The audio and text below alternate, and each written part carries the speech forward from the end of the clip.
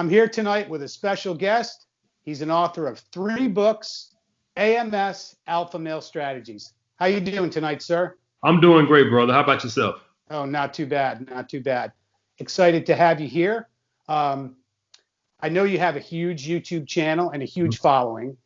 And one of the things that I did want to talk to you about that you're really, really specific on, and that's being on your purpose. So let's tell everybody what you mean when you say that. Well, the thing about being on your purpose, guys, is you have to find something that gets you up in the morning. You have to have something that gives you life, something that makes you feel like life is more than just crap. So this is what I've learned in my life. You work, and then after work, this is the issue where most people, you either can gain something in life or lose something in life. So a lot of people dabble in vices and stuff like that cost you money, like marijuana, alcohol, strip clubs, whatever, gambling, whatever, because we need that release. Or women. Let me throw that in there too. Or women. And this is why you see a lot of guys chase women the way they do. And I'll be the first one to tell you I was guilty of it also. This was my pastime, chasing women. I'm not blaming women. I'm blaming myself. Okay?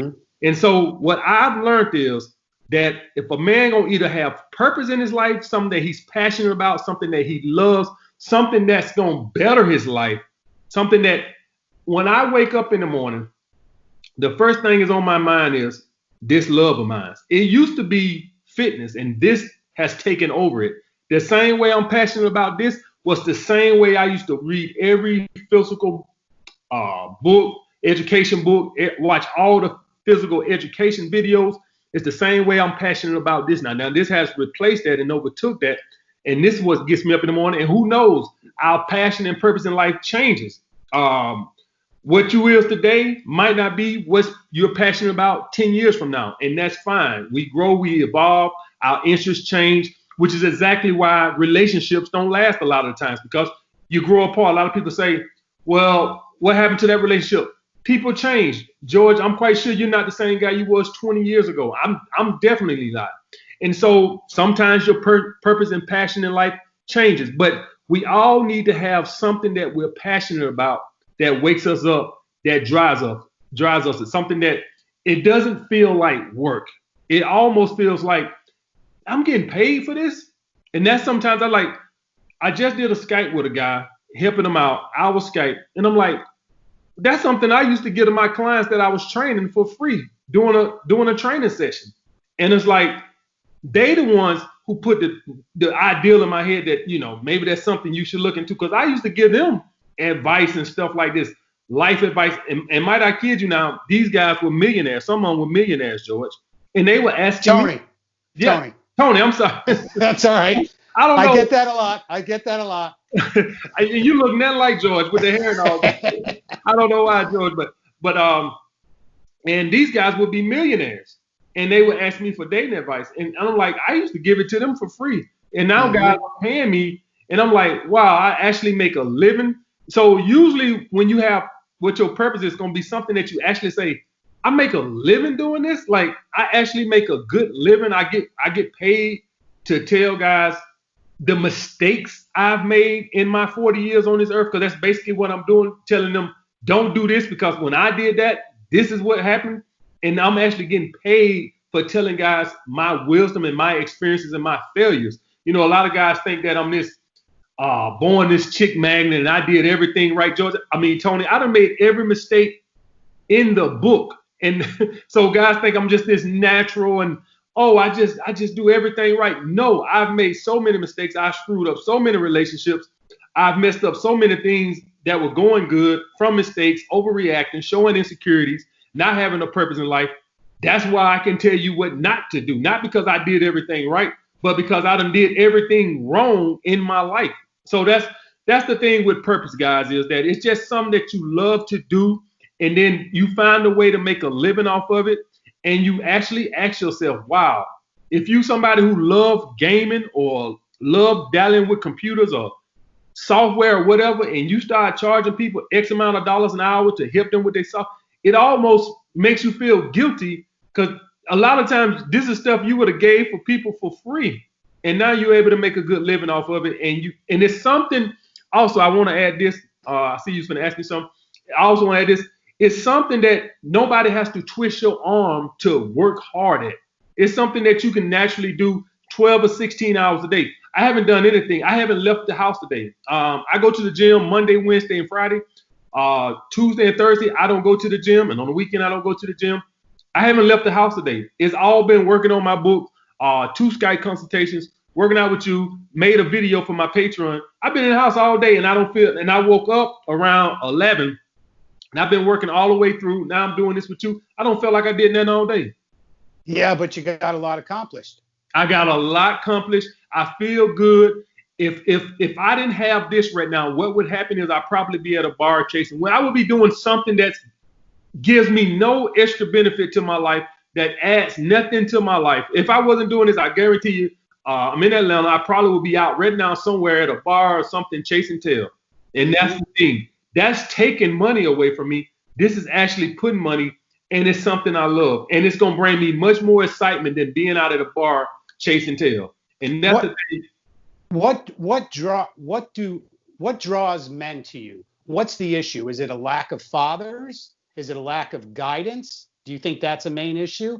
Is it social media? Is it Tinder, Bumble? Is it the women are getting all the validation and all the attraction they want without working for it? I think what drove guys to me was I just came right out, Tony, and I just told guys the truth. And I said, listen here, yo guys are not being the best version of yourself. Y'all guys are making all these videos. When I joined YouTube, the MGTOW thing was exploding. You had a bunch of crybabies on YouTube and just complain about female nature and this, that, and that. And meanwhile, you're 350 pounds and you make $7 an hour, and you come up some complain about female nature. Dude, if I was a woman, I wouldn't want you either. And you know what? All these other dating coaches told guys, just work on your confidence, read my book. Only thing guys wanted was somebody to tell them the truth. Mm-hmm. Tell them the truth. Just tell me the truth. And you know, I really didn't think guys wanted to hear my message, because I thought, like I said, I'm holding guys accountable and I'm not blaming women, which is what guys love to do. It's easier to blame the woman.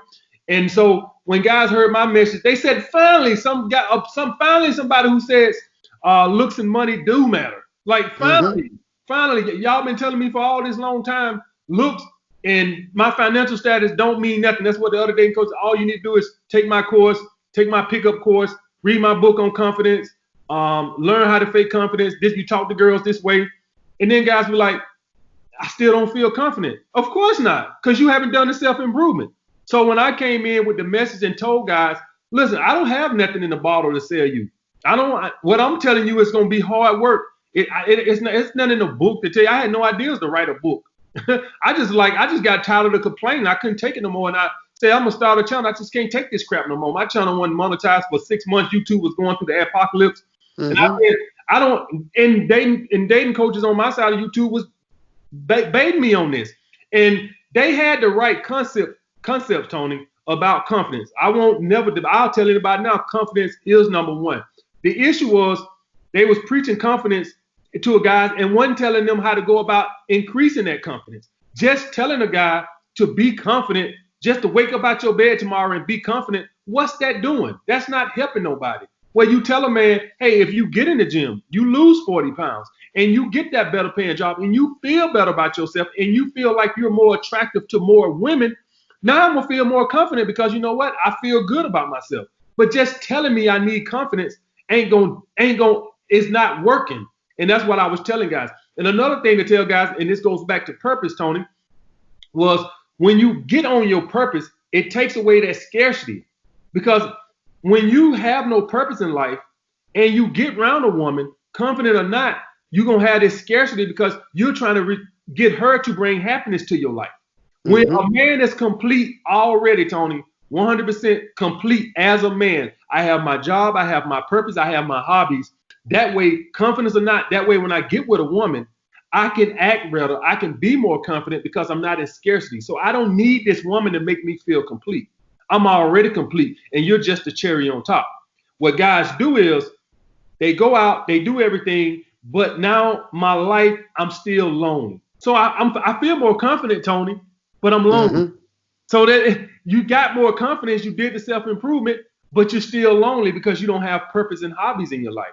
So that loneliness can still put you in a scarcity state the same way not being confident is. Because at the end of the day, when I get off work or I get out of school, I have nothing to do. I still have 12 hours out the day. So I sleep 8 hours, I go to school, or I work 8 hours. What do I do with this other 8 hours that's open? And that is what men fall into scarcity. So if I can replace this with hobbies and purpose, now when I get with a woman, I'm not in scarcity. Guys only want to not lose their scarcity from having other women. You can't lose scarcity from always having 2 or 3 other girls. You got to lose scarcity from your lifestyle. So you have some guys, they don't have scarcity when they're dating two or 3 other chicks, or at least one other chick.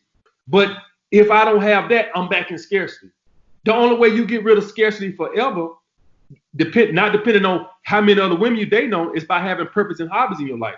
And that's why I've started to tell guys when they call me and they're in scarcity like that, I say, I don't even want you talking to no other women right now. It's going to be total opposite of what you heard all your life.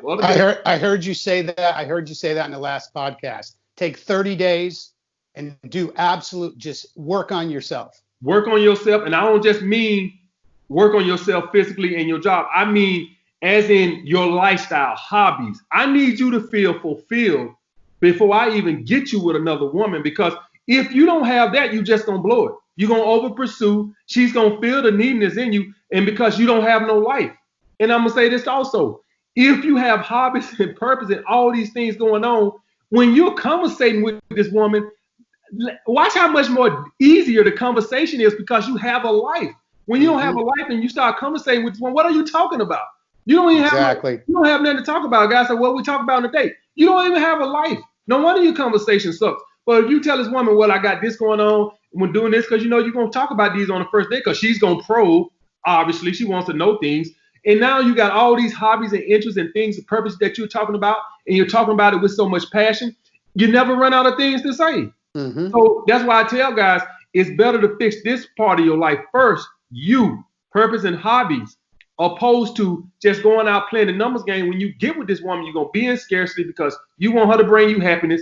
When she's going to think you're dull, you have nothing interesting going on, you have a dead end, or even if you have a good job, okay, you got a good job. What else going on in your life? What do you do? What are your interests? And this is what guys fail at.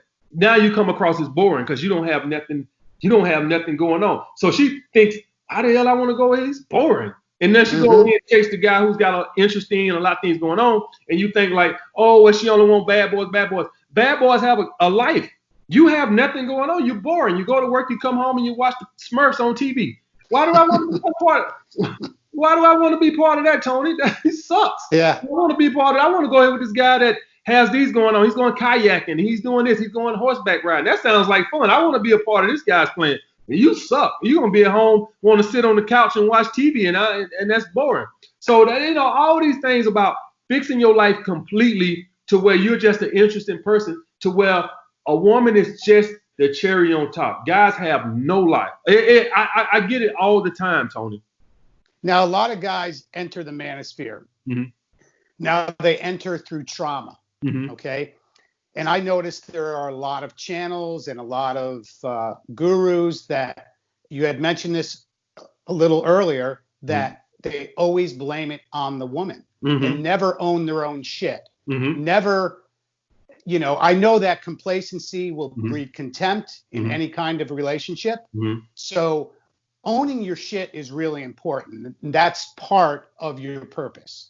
The thing is, Tony, is what I found out, as in financial or with women, with most things, people are a victim. Everybody's a victim. People are, they go blow up their money, and well, it's not me. Mitch McConnell is holding me down. Donald Trump he's holding me down. Barack Obama, he didn't do enough for us. And what I've seen is it's easier to play the victim than to take accountability. Point blank, period. And the same thing goes on with women, was why when I started my channel, it's much easier to hide behind a dark screen on YouTube and make MGTOW videos and complain about, well, you know, women do this and women do this, women do that. Yes, women are hypergamous. Okay, what are we going to do about it? Are we going to sit around and make videos for the next 10 years, complain about it? Or are we going to be the best version of ourselves so we are in a position to where we can mate with these women? Because at the end of the day, that's what it's about. So women are going to continue to sleep with the top guys, and the bottom guys are never going to get none. Are you going to stay down here and complain about that? Or are you going to make yourself a high value man to where you're going to be up here and be one of these guys and have access to those type of women? The bottom line, women are not 50 women will rather sleep with one guy at the top, and you have 100 guys down here really willing to marry her, and she'd rather be one of his bitches. And that's never going to change, Tony. And so guys can either try to get themselves up here to be like that, or they can stay down here and be. Pre-selection is just in women. It's who they are.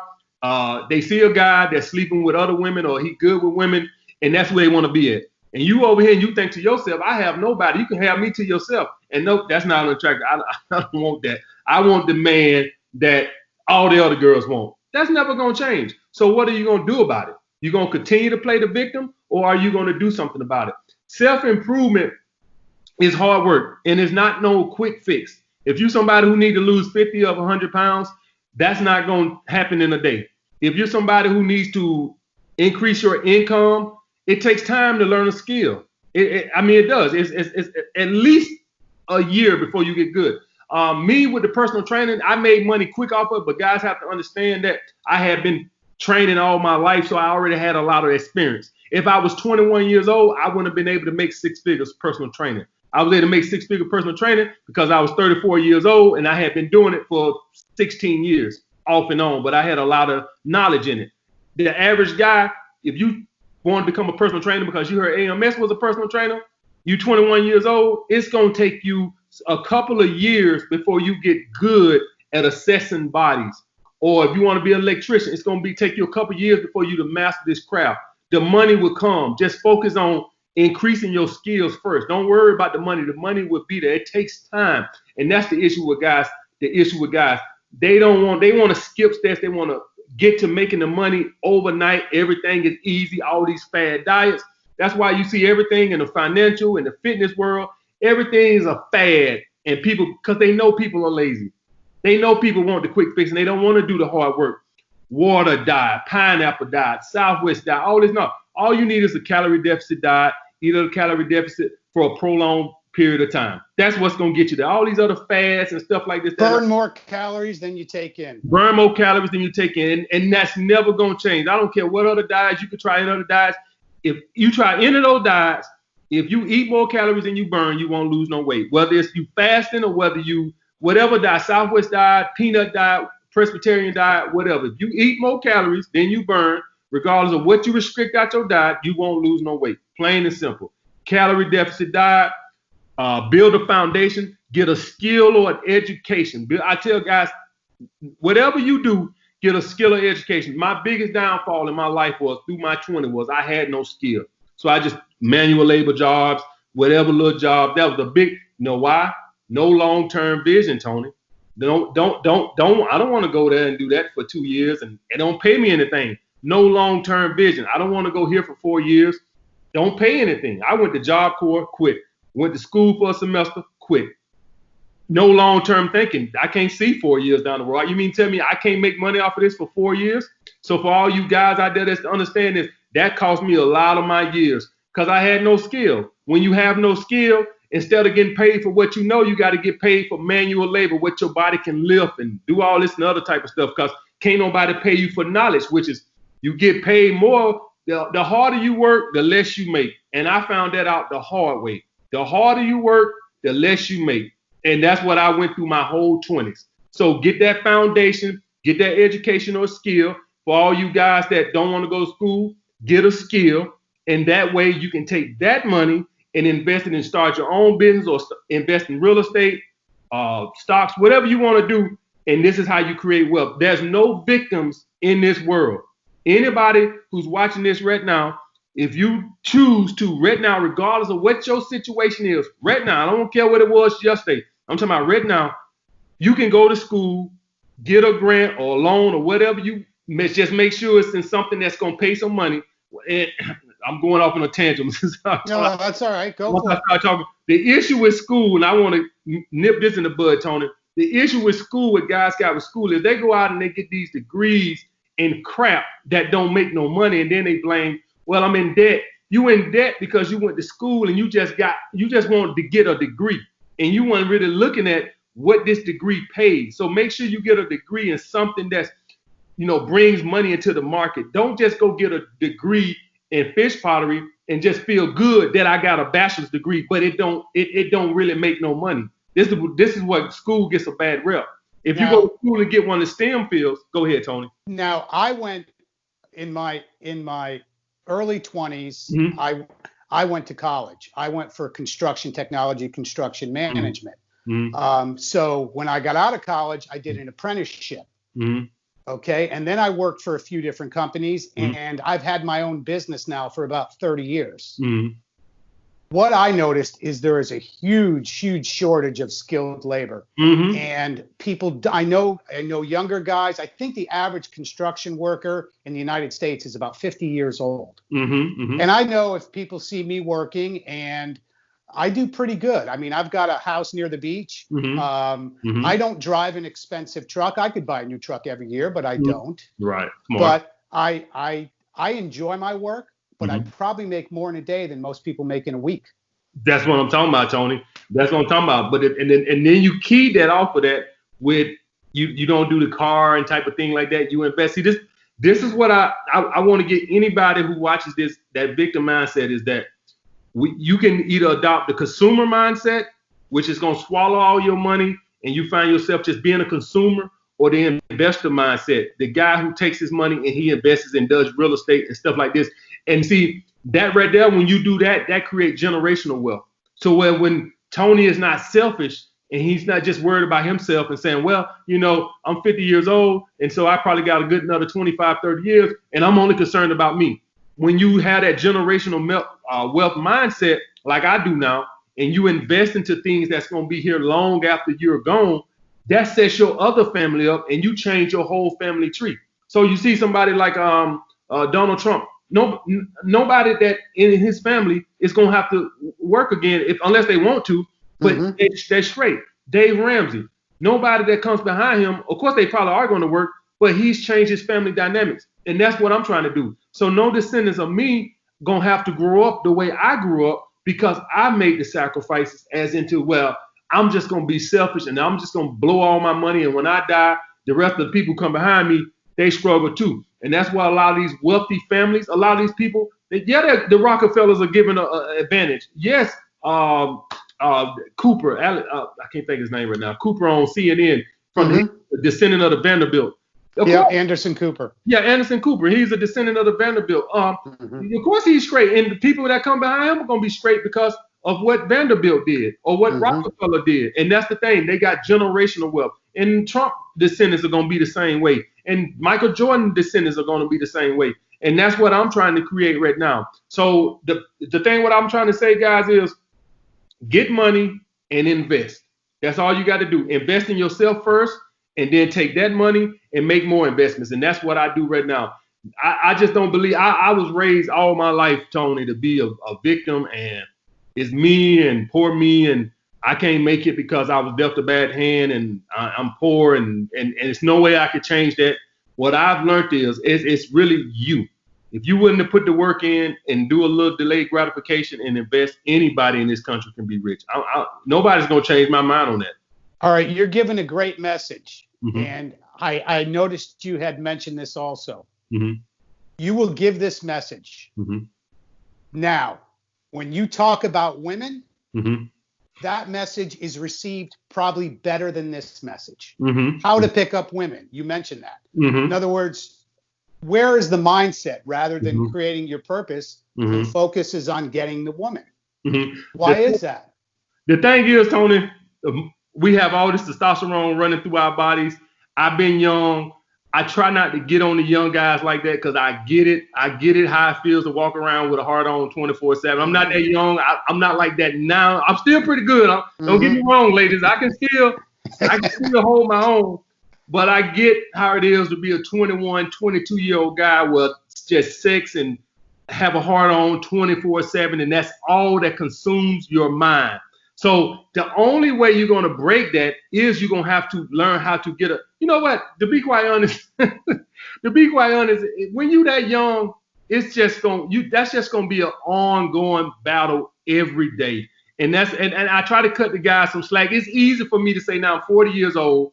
I done been around the block a few times, and I've had guys email me that too, said, AMS, you say all this now, but when you was 18, 19, 20, 21, could you say the same things? And I probably would honestly say no. I get that. So the thing with that, guys, is that you got to learn how to try to control it as best you can. Your sex drive is going to drive you. That's just the way it is. Testosterone, I remember being 21. I remember I couldn't even think about nothing else but sex all day. I mean, just literally, it just consumes you no matter what the whacking off and jerking off. And that's normal. I mean, that's normal. That's normal. And I mean, it just drives you. So I get that. It's mostly going to be us older guys who've been around the block a few times to where we've learned to control it a little bit. And let's just be honest, our testosterone ain't as high as it was when we was 21. So we can just manage it a little bit. What I advise for the guys that are 21, 22 right now, what I would advise for you is to primarily focus on making your life great right now. The women will be there. So if you make yourself great now, it'll be actually easier to attract women later. What you're doing now is you're not that valuable to women. If you're a 21-year-old guy right now, you don't really have your stuff together right now. And you'll notice at that age, I remember when I was 21, it seemed like you struggle hard mightily with women because you just getting into your own. You don't really have anything. And that's when women start getting real hypergamous at that age. And it just seems like it's harder. It was easier for me at 35 than it was at 21. And that's more just being more mature and having more, even though I ain't had that much, I had more than, at 20 than I had at 21. And so the only thing I would tell guys, and any guys who email me anything right now, I would say focus primarily on making yourself great. Because trying to tell guys, a 21-year-old to watch financial videos over how to attract women, it's just not, that's not being realistic. I just know it's not being realistic. That's going to always be there. So telling guys that when I know I've been 21 and obsessed with women. So the only thing I can tell guys is primarily just try to focus on making yourself great and put women on the back burner a little bit. Well, you do talk about pickup and game. And now, again, when I first had gone to 21 a couple of years ago, after about the second day, I remember talking to my brother in the hotel room at night, and I said, does anybody get laid here? Because there was a lot of focus on pickup. And then I've talked to Anthony Johnson about this in depth. I'm old school. Never thought it was an issue. Never had an issue. So I think it is important, but I think a lot of it has to do with social media and a fatherless society. Nobody to guide him. My brother will say, my grandfather was a player. Our father was a player. It was inherent. And I think that's, I don't have any issues, never have. So it took me a while to understand why men are having issues. And I'm glad when I actually saw like the pickup community and how to communicate with women, I'm like, well, obviously it's needed because it's growing so much. So I think that's important. Well, the thing was, I was able to sympathize with the guys who weren't like that. I got what they were saying. So I had my fair share of women growing up. And so, but when I'm talking to guys, I kind of always knew it had to be somebody on the other spectrum, so to speak, that couldn't get, I used to get women off of my looks primarily in playing basketball in school and stuff like that, football in school and stuff like that. But I always knew that it had to, if I'm 6'4" and considered good looking, then it's got to be somebody that's not as good or as, privileged as me So when I started dealing with these guys firsthand, I'm dealing with guys that are 25-year-old virgins, 26-year-old virgins. Wow. I get it all the time. I got a guy now that's 30 years old going through like a 5-year drought. It happens all the time. Just not confident around women. And he don't know how to get confident. He don't know how to get more easy. And so that's why I was like, you know, just telling these guys to go up and talk to several women a day and stuff like that, that's not doing nothing. And even the self-improvement for these guys, it'll help them feel better about themselves. But when they get with a woman, what was wrong with these guys was they had no life. They had nothing interesting about them, and they still was in scarcity. And that's when I came up and started telling guys, you know what, I don't even want you talking to women 30, 60 days or whatever. I want you to get your life in order, because you just have nothing. You just work or school, and that's it, Tony. It's video games. And this is why you struggle with women, because the video game is an excuse or out from you not talking to women. It's an ongoing thing. And so even if you gave them a woman, I could have introduced them to a woman, they would have bloated because they're in scarcity. And the only way you're going to get out of scarcity is to create a lifestyle. And so that's why when I came into the game and I was telling guys, what got me hot was I was telling guys to lie to women. And guys took it too far. They didn't know what I was saying about that. And what I was saying about that was, you don't lie about your money. You don't lie. If you go out with these women and you are a virgin and she goes to asking you things like, you know, when was your last relationship, or how long did you date your last woman, or whatever, I would say you better lie to create value. I said, I get it. And for guys that's like you or me, we would never have to do that. But for a guy that's a 26-year-old virgin or something like that, I'm like, she's going to think you wacko, or she's going to think you're a weirdo if you tell her that. Point blank, period. And a lot of guys didn't get they took it too far, and do I lie about this? I like, oh my God. It's like, it made me regret even saying it, because they just went too far over the board with it. And all I meant was, if you're a guy and you're struggling with women and you haven't had a woman, or you're a 30-year-old virgin, you might don't want to admit to her that you never had a girlfriend. Now you know what? I agree with you there, man, for sure. Let's talk about direct approach. Okay. Now, I've noticed some controversy over the internet about this here recently, and you had a really good point. Mm-hmm. Direct approach, when I was growing up, is okay. Mm-hmm. And I think there's different ways of doing a direct approach, letting a woman know that you do want to have sex with her, whether you say, you know, I want to make love to you, or just, you know, some women you can say, you know, hey, I just want to fuck your brains out. Right. Now, to a guy that can't discern the woman, he's going to have a real problem with that. And nowadays, I think it's a possible danger. And I do agree with you. I think you mentioned that one time to where you could get in trouble. So a guy that can't read a woman and comes off creepy, well, he could just be locked up. Well, the thing is, if you're gonna do direct, I could go on about direct approach all day. I could write up. The thing with direct approach is this right here. To me, if you ask me what direct approach is, basically direct approach is, I need you to like me physically for what you see right now, and I have no, what's the word? Confidence. I guess I'll use that word. Confidence in my ability to raise your interest with my verbal skills.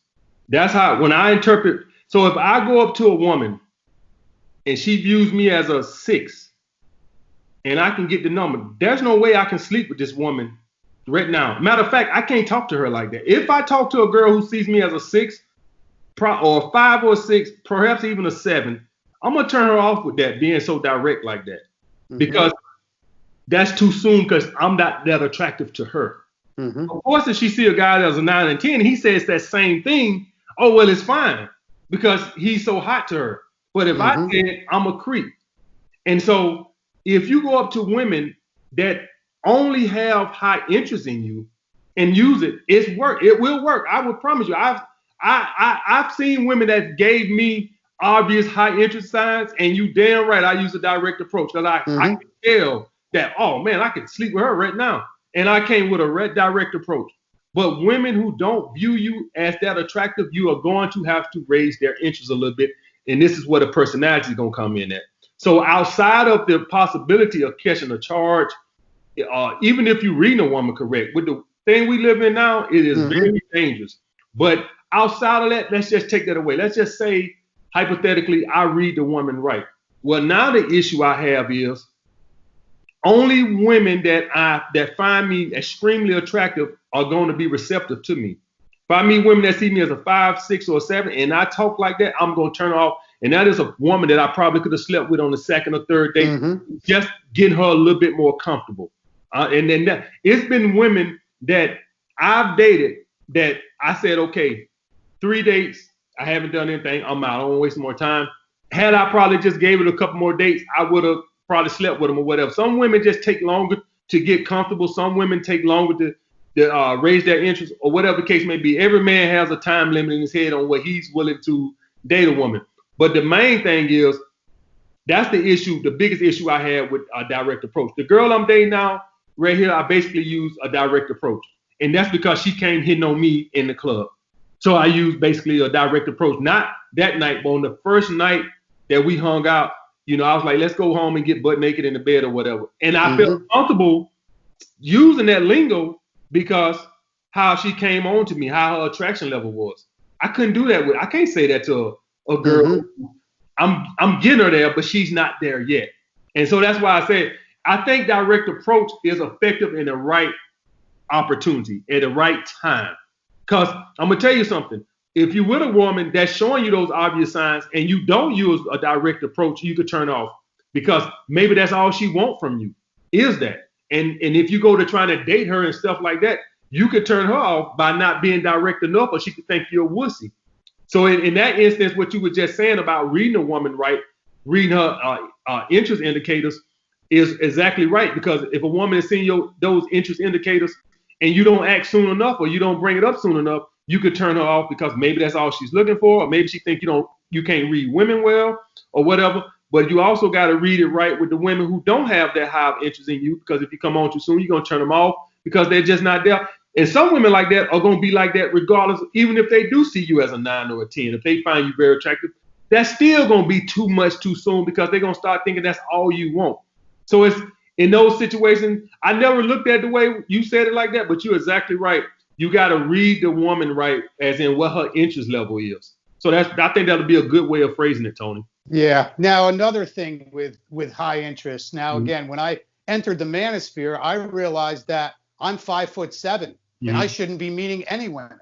And I have never had a problem. My brother will always say, hey, my brother Tony, he's 6 foot tall. He doesn't know he's 5'7". So I've heard so many things that because I'm 5'7", I shouldn't be meeting any women. Now I had listened to one of your shows. I'm not sure, maybe it was from a year or so ago, and I'll check out things randomly. But you were talking about a guy you knew in high school. Do you remember that? Drake. Okay. Yeah. And I still remember his name. I'll never forget him. Yeah. So tell me what happened with him, because I'm like, okay, well. This is what I've seen, Tony. Some men can accept their insecurities or whatever they feel like is a shortcoming. So like if a guy feels like, okay, I'm short. Okay, yeah, women prefer taller men, but it won't stop me. Or yeah, I'm bald and maybe women like men with more hair or whatever, but it won't stop me. What I've seen in life is you have some men who can simply get past their insecurities and accept it, or whatever they flaws or whatever they think their shortcomings is, and some men can't for whatever reason. And what I've been trying to teach guys is this right here. Yes, Tony is 5'7". Is some women if Tony gonna go up to, are they gonna disqualify him right off the bat because he's short? Absolutely. Is some women gonna disqualify me because I don't have any hair on my head? Absolutely. Is some women gonna disqualify me because they don't like facial hair? Absolutely. What I've learned is what guys have to understand, attraction is about preferences and timing. And that's what a lot of guys don't. In other words, well, with preferences, Some women gonna like short. Some women not gonna like short men. Some women are. What Tony has accepted is that, you know what? Screw the ones that don't like short women. I'm a short man. I'm gonna focus on the ones that don't mind. And that's what some guys can't get over that. And so they let 2 women rejected them, and they just go in their head and think women don't like short men. And they just come up with this, and they just make the generalization that women just do not like short men. While you would have just accepted as in, hey, those 2 women don't like short men, and that's fine. Pretty much, yeah, I agree. I mean, it's never been an issue. It never entered my head until I entered the manosphere and videos. It never even was an issue. I'm like, well, it still doesn't bother me. Same thing with shaving my head. Mm-hmm. I've been shaving my head before it was cool. Mm-hmm. I noticed that when I was losing my hair, I'm like, I kept it short. Then I decided I was going to shave it. Mm-hmm. What a difference in women that now were attracted to me. I drew a whole different pile of women that absolutely loved the shaved head. Right. I mean, I never ever, and it never bothered me that I lost hair ever. And the thing what you just said was you never had a problem with it. So when you went up to women, they could feel that confidence that it didn't bother you. But the confidence came from you was you never saw an issue with it. You never had an issue with your height. The dude Dre was in school. He could attract more women than me, and I was like 6'2", 6'3". He was like maybe 5'5", and this was like in the 7th and 8th grade. I still remember because he was like, girls would let him touch on them, but they wouldn't let me. They would slap me and let him touch on them.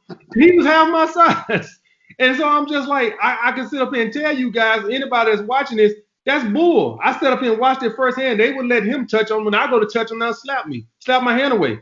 So the point being, I can sit here and tell you, I know height don't really got nothing to do with it. Is some women gonna disqualify you because you're short? Yes, but that's no different than some women not gonna like me because I'm black or like George because he's white. That's people have their preferences. Y'all guys gotta accept that. You have your preferences. Any guys watching this right now, it's certain women. Do you date 300-pound women? No. Do you date?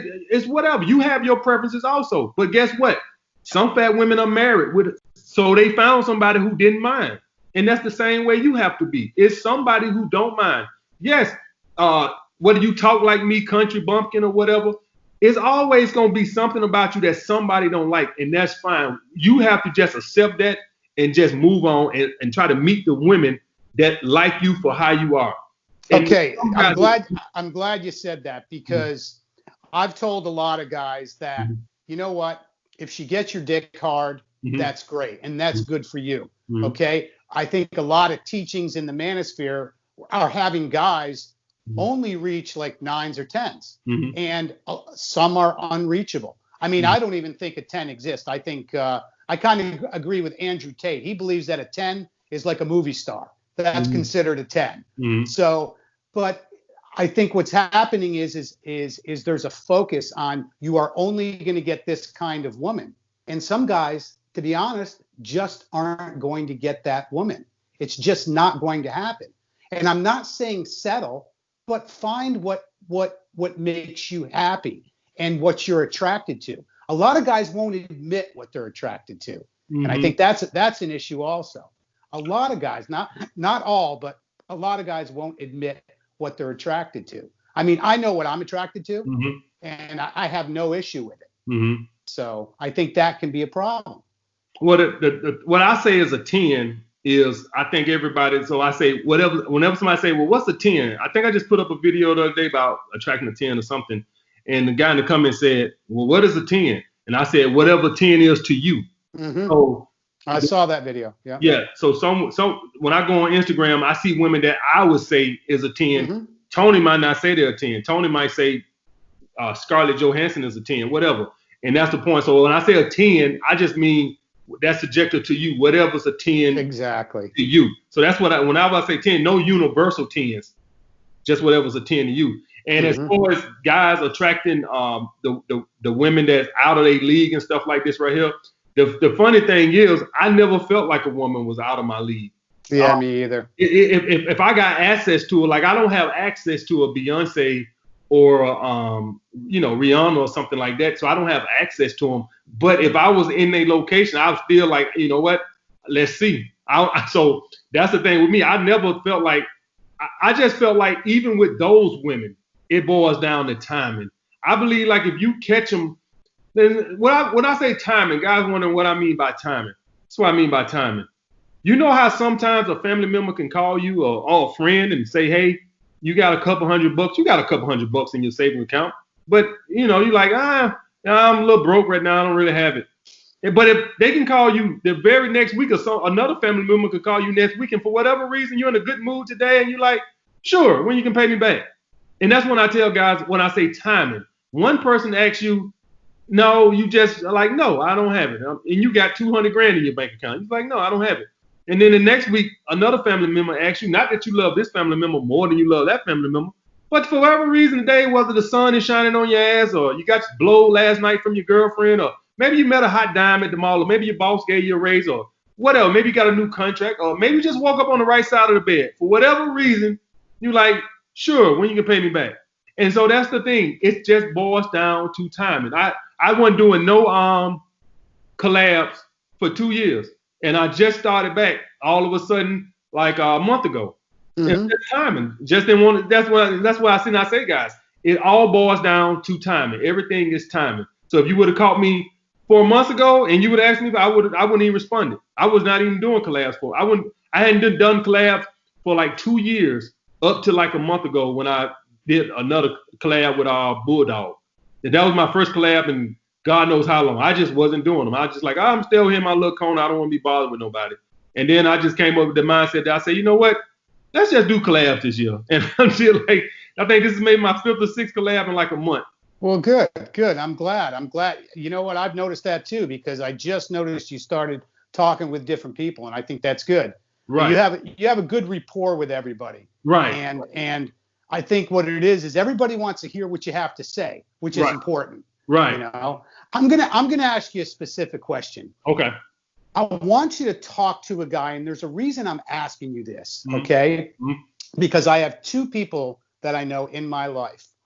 One was just blindsided by his wife that asked for a divorce. Okay. Now, he is a wealthy guy. Okay. He's a pretty good guy. And he reached out to me, which is awesome. Right. Now I'm going to talk to him maybe this weekend, but I want you to tell him what he can do. He was blindsided in a marriage. Okay. She wants a divorce. Period. Prenup? That I don't know of. I'll find out this weekend. That matters. Okay, yeah. Just go ahead.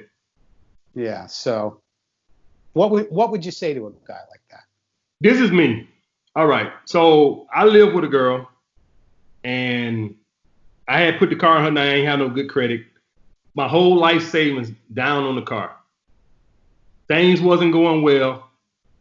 I was willing to walk away, even though I had put, it might seem small and minute to a lot of guys. Guys got to understand, I put my whole life savings down on that car, but I didn't have the credit. My credit was like 500 or something. She had like a 700 credit score. And so I put the car in her name. When we broke up, I knew the car was going to go with her, and I was willing to walk away. And that goes to my point with him. Whether he has a prenup or not, if you're unhappy in this, you have to be willing to take that loss and walk away. And I know that might sting a little bit. Obviously, it would be better if you got a prenup. But if you don't, if this thing is not happy no more, you got to ask yourself, do I want to continue on with this for the next 20 or 30 years to protect my assets? Because there's no way you can tell me you're happy with this woman. And when a woman wants to leave, she purposely gets cold. It's not like she was walking around giving you blowjobs and stuff like this, and all of a sudden she wanted to leave. No, she's been cold for a while. And quite frankly, she's probably been hoping you'll do this before she had to come to do it. But since you won't do it, she's like, fuck it, I'll do it. She's probably been hoping to push you away. She's probably already sleeping with another guy. God knows whatever she's doing. So you're not happy, because when a woman wants to leave, it's silent treatment, it's cold shoulder, it's back turned. So you're not happy. You're just there for either to protect keep your assets, or to keep a woman, because you don't want to get back on the dating scene. Even though you're wealthy, you don't want to get back on the dating scene. Because let's just be quite honest, regardless of how good you is with women or whatever, the dating scene sucks. It's a lot of garbage out there. It's a lot of women that are not worth 2 cents to rub together. And so you probably just don't want to get back on the dating scene. Like you're comfortable with her. The same reason a lot of people don't want to leave jobs that they hate and stuff like this. Yeah, I don't want to venture into the unknown. At least I know her flaws and faults and stuff like that. So what I would tell you is, if you don't want to continue to live your life like that, be a man. I would just take the loss, whatever it is. I would just take the loss. My happiness is worth more than whatever little money I'm going to lose in this. And you can get it back again. Jeff Bezos already back the world's richest man. So even if you lose a lot of your money, Michael Jordan, he lost $130-some million from his wife when he was only worth about $300 million. Now he's worth $2 billion. So if you got it once, you can get it again. You want to be happy in life. So you got to ask yourself, if she might get the house, is this house worth my happiness? Just think about that. Just think about that. Is this house worth my happiness? I'm not happy no more. I'm not happy no more. I know you can't be happy. When a woman wants to leave, they make it blatantly obvious. They are bitches on wheels. They purposely try to push you away. She's done everything she possibly could over the last 2 years, probably from trying to even go as far as emasculating you to push you away. That's how women are. That's how they do. They try to purposely push you away so you can be the bad person. You can be the bad guy, and she the good person. And when you don't call it quits after a while, after she done everything she can to possibly push you away, because I done had all this before, Tony, by the way. I done had all this. Yeah, I've been there once or twice myself. Right. And so I know he's not happy. Don't you want to be happy again? And that's what I would ask him. Is whatever you're trying to protect, those assets, is this worth your happiness? Just think about it. It don't make sense. And so if it's me, I'm out. You can have the house. You can do all that. I'm out. I'll get it back again. I want to be happy. If that was me, that's what I'm doing today. Wow. Yeah, that's some good advice. That's good advice. I did mention to him also not to try not to speak to anybody that you don't need to speak to. Right. And definitely don't speak to any women about it. That was my second thing I told to him. So I think that was some good advice. That's some good advice. That's some good advice. Without, I haven't spoken to him yet, but I'm going to speak to him probably tomorrow or this weekend. So I know it's easier said than done. I know it's easier said than done, but that's what needs to happen. You got to cut your losses. How old is he, Tony? He's a little bit younger than me, so he's in his, I would say he's he's probably in his early 50s. Oh, yes. Yes, I'm out. That's too, you still young. Yeah, you still young. I'm out of there. You're going to live the next 25, 30 years. Well, it ain't even up to you. She wants out. So, and this is the thing with me, what I've learned from women, trying to talk to her only lowers her attraction more. Yeah. Like the women only respect strength and abundance. So anything like try to pacify her, like I've told guys, let's hypothetically say, hey, let's try to get your wife back, right? Only way a man can get respect from a woman is she know he has the ability to walk away. If you go beg her, you just kill any chance of her respecting you. Because the only way you can get a woman to cooperate and behave is her knowing you have no problem with walking away. And if you lose that weapon, if she knows you don't have the ability to walk away, you can't be with a woman. They're not fun to be around if they don't respect you. That's indifference. Indifference. 1 foot out the door. Right. At all times. Right. That's the only thing that women respect. You see what I'm saying? The old school generation, they didn't know what we know now. They would put physical hands on women to gain respect because that's all they knew. Like our grandparents, if a woman's out of line, they put hands on them because they didn't know how. What we know now is that actually makes them respect you even less. They only respect what you said, indifference, the ability to walk away. So if I tell him to go back and try to get your wife, well, even if she came back, she's not going to be fun. She's going to emasculate you every point because now she has the power in the relationship because you have just shown her you don't have indifference.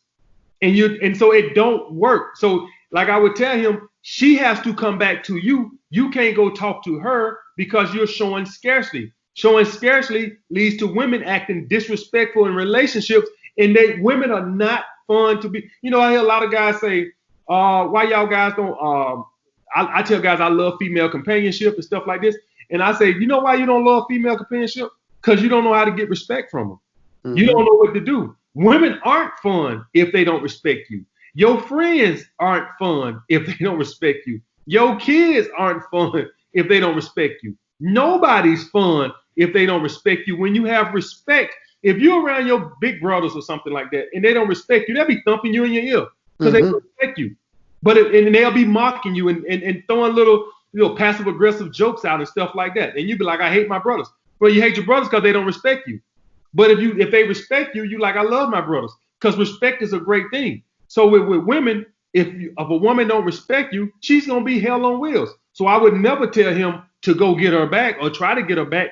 She has to come back. So the best thing with him, as in raising attraction, if he, let's just hypothetically say he still loves her, even though she might have been giving him the cold shoulder the last 6 months or whatever, I would tell him your best chance to get this woman to fall back in love is to walk away. And you know what? I'm gonna tell you something. Had he walked away 3 months, 4 months ago and showed indifference, she probably would have pursued him. But when a woman treats you bad and you still don't walk away and you show her you don't have that power of indifference, what ends up happening is she loses all love and respect for you. So when she started treating him bad, giving him the cold shoulder, if he would have said, hey, you know what? This is not what I want. I want out of this relationship. I want out this marriage. And he went on by his way. Maybe a month or two later, she probably would have hit him back and the attraction would have grown because he showed indifference. By you staying there to where she actually had to call that off, to where she had to bring it up, let's get a divorce, and you showed that much scarcity, even though she knows she's been not wifey material, and you still wouldn't leave to where she had to call it off, that's when you kill all attraction.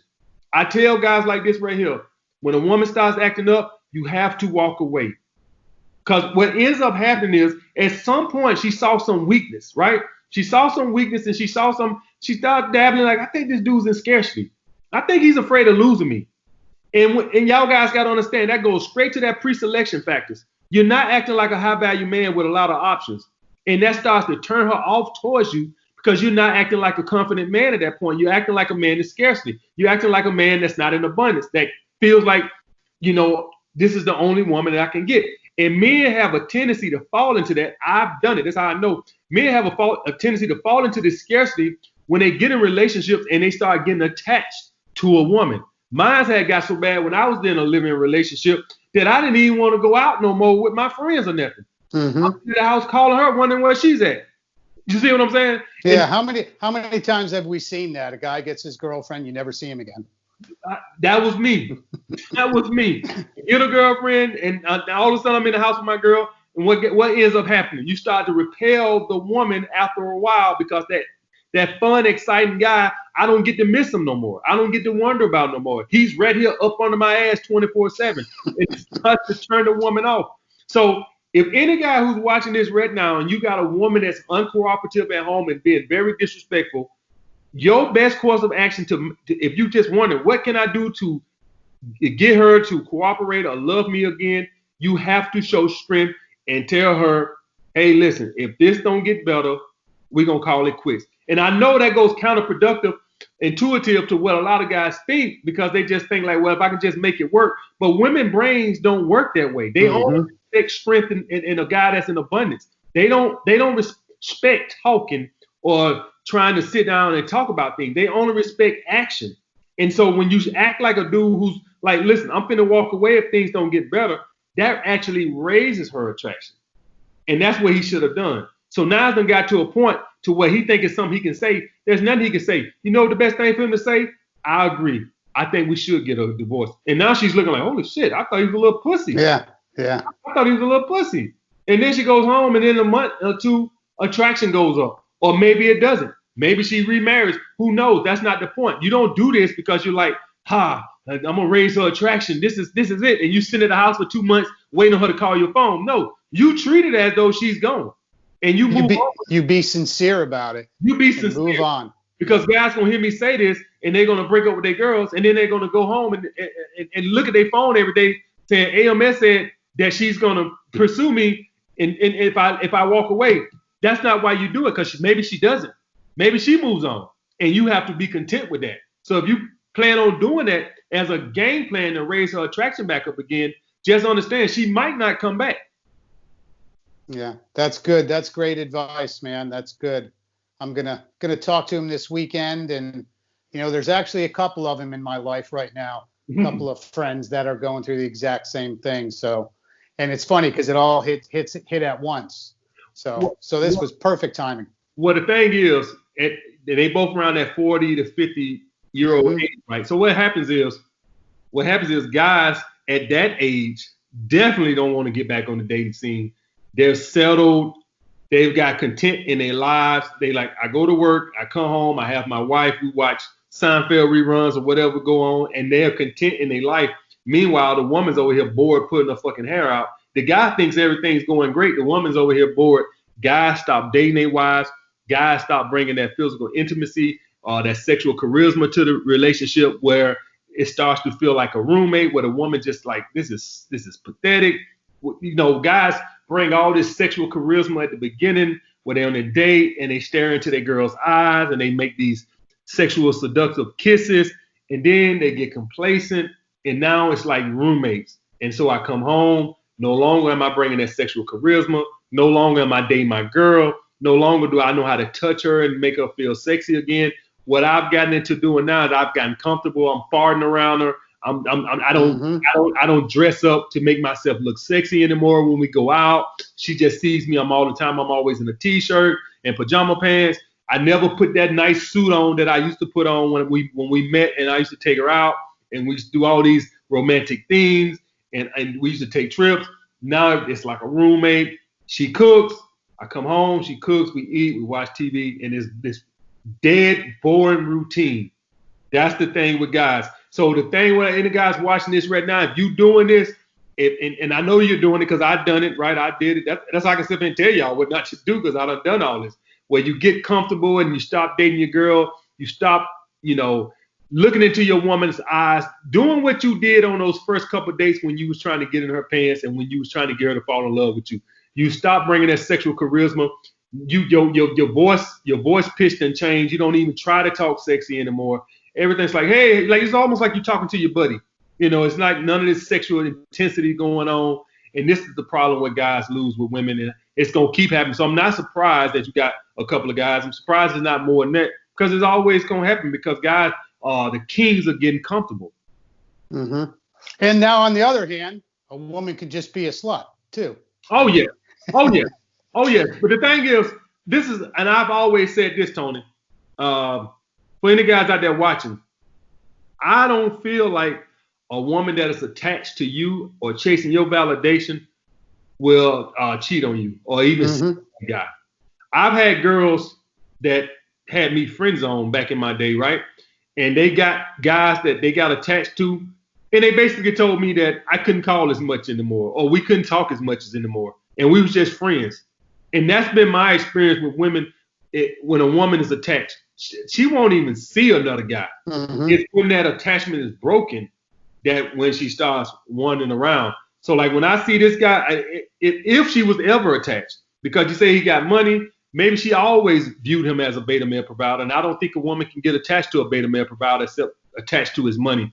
I think only a woman can get attached to a guy she views as an alpha male. And like any guy who's familiar with me, I don't think it's no such thing as an alpha male. I don't think it's no such thing as a beta male. I think it's what you are, whatever you perceive yourself to be. If you perceive yourself to be a beta male, when you interact with a woman, you're going to be talking about all the great things monetarily you got going on. You're trying to sell how you can provide for her, because that's how you see yourself as valuable. You don't see yourself as valuable as a human being. So when you interact with a woman, if you see yourself as a beta male provider, you're going to be talking about your job, your car, things that you got going on, because you're trying to sell yourself on being a provider, opposed to the guy who views himself as an alpha male. He's just using his sexual charm. He's not talking about, yeah, I'm doing this, and I wrote this book, and I drive this car. He's just talking about generalization, things that's going on in his life, not trying to impress her with his financial aspect. Also, regardless of how you view yourself, still boils down to how the woman views you. So if a woman is not attractive to you, but she sees that you have your stuff together, she can view you as a beta male provider, opposed to another woman who views you as very hot and she likes your personality And whether you got anything or not, she just likes you to you. She views you as an alpha male. And like I tell guys, every woman is not going to view me as an alpha male, and some women view me as a beta male. And I can tell that because I have my, and for all the guys out there wondering, well, how the hell am I supposed to know whether a woman views me as an alpha male or a beta male? Listen to a conversation. When you get a woman that views you as a beta male, she's going to be asking a lot of hypergamous questions because that's what she cares about. And when you with a woman that views you as an alpha male, she doesn't ask that. She asks about you, your interests, and things like that because she's into you. So when I'm out with a woman that views me as a potential beta male provider, she's asking me a lot of things about monetarily, or where I live. She wants to know all these type of things. She's trying to get a calculation on my net worth. So that's how you can tell, guys, if you with a woman that views you as a beta male or an alpha male. Wow, that's good, man. That's really good. That's pretty intense. That's I think that's some real truth right there. And what I'm noticing you're doing too is you're really, really holding the man accountable. Yes. And the only way you can hold yourself accountable is by taking care of yourself, being a better man, doing those hobbies, all the things that makes you a better man. Well, the thing is, Tony, like this, if I tell guys, if you choose to get with a woman that views you as a beta male provider, don't expect nothing different out of her. That's why I'm holding guys accountable. And I tell them, if you get with, I tell guys all the time, I run into women, I date women that can possibly view me as a beta male provider. If I go and fall in love with this woman, that's on me because I know better. You knew from the get-go she views you as a beta male provider. That's when I say I hold guys accountable because I knew from the get-go that that's what she views me for. I don't know this guy and I don't know what the woman, but a lot of times, even without hearing me talk, a lot of guys know what the issue is, as in why a woman is with him, and he'll talk about his financial aspect because he knows that's what it's about. Well, don't be surprised if you get bit in the butt at the end because you knew what it was about from the get-go. And so that's when I say I do hold men accountable in every aspect, as in the attraction and also as in who you get with. If you go and around here and you go get a girl that's super hot, but you know she views you as a beta male provider, she will cheat on you because she's not attached to you. So she's going to cheat on you with a guy she perceives as an alpha male. Point blank period. Do not get in a relationship with a woman that views you as a beta male provider. She is going to definitely cheat on you with the guy she views as an alpha male. That don't mean he's an alpha male. That means she views him as an alpha male. Another woman could view him as a beta male provider potentially. So that's the thing what guys have to understand. I don't believe in universal alpha males. I don't believe in universal beta males. I believe no matter who you is, there are some women out there that, in other words, for the guys out there wondering what I mean by that, there's some women out there that would date a Leonardo DiCaprio and sleep with him because they perceive him as an alpha male. And there'll be other women that'll sleep with him because they like, he can help my career. So, and that is providing. So that is the issue. Now it's up to Leonardo DiCaprio if he falls in love with this woman who's only with him for bettering her career. Maybe she can advance his career or something like that. Or he can advance her career. That's up to him that he falls in love with this type of woman because she's the most beautifulest woman he's dated. And now he's falling in love. And now she's like, I don't want to be with this guy. I just wanted to further my career. And he's shocked. Like I tell guys, that can happen to anybody, regardless of if you're Leonardo DiCaprio, Drake, AMS, Tony, whoever. If you go get with women who view you as a beta male provider, don't be looking crazy when things don't work out on your end. Yeah, I like how you put that. You know, I've never really heard it put like that. The way you describe that. It's not that you're an alpha or you're a beta, but it's how a woman views you. Right. There's no universal. There's no universal. And that's the thing, what I tell guys, and guys, my old saying is, any guys who follow me, we fuck them hoes too. Yeah. So I fuck women that view me as a beta male provider. I just don't get in a relationship with them. That don't mean I won't sleep with them. So we sleep with them too. So I tell guys that all the time, that I like to use, I affectionately use women hypergamous nature against them. And any guy who watched my Why I'm Against the MGTOW video, that's exactly what I was talking about. I don't bitch and complain, oh, this woman's with me because I got a nice car. This, that. I don't worry about it. I'm not trying to wife her up. Okay, if you want to be a girl and you out here chasing a guy because he got a nice car, okay, fine. The same way a woman use your sexual needs and desires against you, okay, two can play that game. So that is my motto and what I use. Oh, nice. That's Yeah, no, I get it. Yeah, That's a little great, man. hardcore. That's great. Now, another thing, you're going to be one of the speakers at 21 convention. Mm-hmm. So have you thought about a topic, or I don't need you to give it up now, but I'm just curious on. I'm gonna see how much time I got. I'm gonna have like 50 talking. I'm gonna see how much time he gives me, because as you can see tonight, I can just ramble on. Oh, that's all right. That's all right. So I'm gonna write down 50 talking points that I want to cover, and then I'm gonna obviously put the top 10 or 15 that I definitely, my talking points that I want to go over, that I think is the most important, as in what I teach. And so I'll do that. Obviously, I want to touch on purpose. There's a lot of stuff I want to talk on. I can write 100 talking points, right? But I'll see how much time he gives me on stage to talk or whatever. But I can. Because there's quite a buzz about you being there. I think that's great. And anybody watching this, I'm going to have a link down below for 21 convention tickets, so you can come and see Alpha Male Strategies, AMS. Let's wrap this up, man. I really, really appreciate your time. I think this was a great talk, and I'm sure it's going to help out a ton of men. Thank you, bro. So, again, Alpha Male Strategies, tell everybody how they can find you. Yes, anybody looking for a consultation, you can go to alphamalestrategies.com. Also, you can follow me on Instagram at alphamale_male_s. Okay, awesome. And they can see you at 21 coming up. And the 21 convention, October the 4th, right? Yeah, I think it's the 1st through the 4th. 1st through the 4th. Yeah, Yeah, I'm excited about that too. I can't wait to see you up on stage. Yeah. You're up there with some big hitters, but you're one of them, that's for sure. Thank you, brother. All right. Well, I appreciate your time, and maybe we can do this again sometime. Yeah, no problem, Tony. All right. Thank you very much, sir, and you have a good evening. Thank you.